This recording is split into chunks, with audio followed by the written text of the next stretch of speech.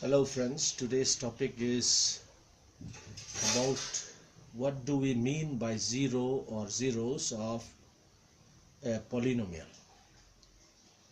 Okay, so welcome to Shillong Bulletin. Now, some students have asked me that what is meant by zero or zeros of a polynomial. So here is the explanation for you. See, the answer is if the value of any polynomial px, the value of any polynomial px at x equal a becomes 0, that means pa is equal to 0, then a is called the zero of the polynomial. So to understand that, let me wrap this one first of all. It's very simple.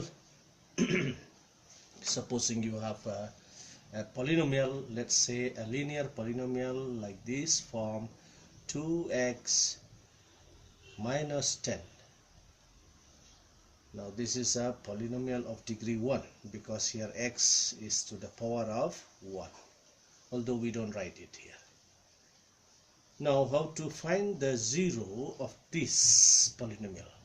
Okay, so we can name this polynomial. Since it has x as its variable, we call this polynomial to be polynomial x. So now you understand why we have written there px. Supposing I write 2y minus 10, then the polynomial becomes py. We write the polynomial as p under bracket y. Okay. Then suppose we replace x with whatever number we have in mind, such that, or in such a way so as to make the whole polynomial, this whole polynomial becoming 0, then that particular number from our mind will be known as the zero of the polynomial. So let us try. Suppose I write once again 2x is equal minus 10. If I want to make this whole thing become 0, then I have to add here in x. I replace the x by number 5. Why? Because 2 into 5 is equal to 10. Then if I minus again 10 from 10, I will get 0. So you see, you have to try to make the polynomial become 0.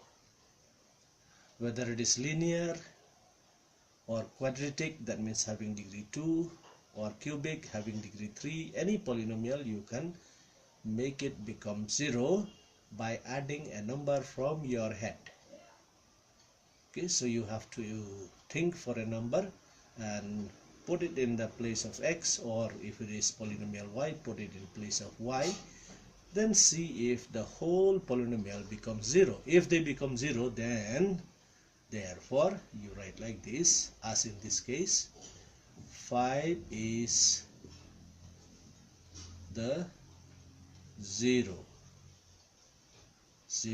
of the given polynomial px. So mind you, here this 5 itself is not a 0. This is 5, this is not 0, but 5 is the 0 of what? Of px. It is not the 0 by itself, but it is the 0 of px. So I hope you understood.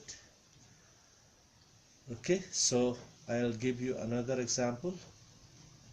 Let's take a polynomial py. That means variables having y. Okay, and let's take the example of quadratic polynomial. Let's say y square plus 2y minus 3. Okay, we'll try to find the zeros of this polynomial. And mind you one thing, here I have given some points to be remembered. Points to be remembered. Number 1, linear polynomial will always have only one zero. Number 2, if it is quadratic, that means having degree 2, it will have two zeros. If it is cubic, it will have 3 zeros. If it is degree 4, it will have 4 zeros, and so on and so forth. But remember also that some polynomials do not have zeros. Okay, some polynomials do not have zeros.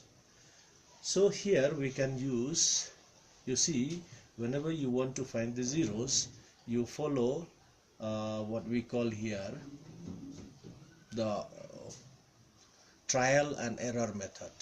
In trial and error method, what do? We start from 1. We place the value of y by 1 plus 1. Then if it does not become 0, then I start with minus 1. Replace y by minus 1. Then I go to plus 2 or minus 2. Then I go to plus 3 or try with minus 3. Then I try with minus 4 or plus 4 or minus 4, and so on and so forth till you get the 0 of the polynomial. Now here, to get at least one of the zeros of the polynomial py, y squared plus 2y minus 3, we try with plus 1 first.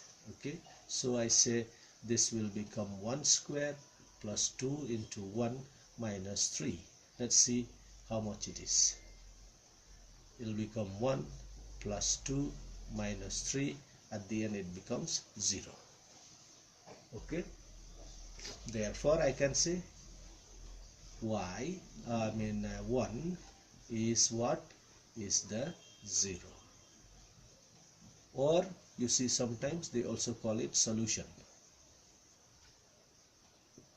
Okay, 1 is the 0 or solution of the given polynomial.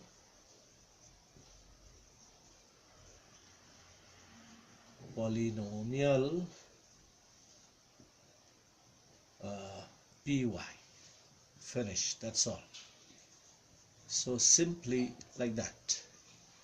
So what you have to do is practice. The more you practice, the more you become better. So you can also get the zeros of polynomial for cubic polynomials or for biquadratic polynomials, and so on and so forth, by doing this trial and error method, by applying this trial and error method. So you should get some examples from your books and practice for yourself. In case if you have any problem, you can always comment. So like our videos, and again press the bell. Okay, you click the bell so that you get notification of our next video at the earliest possible. Thank you.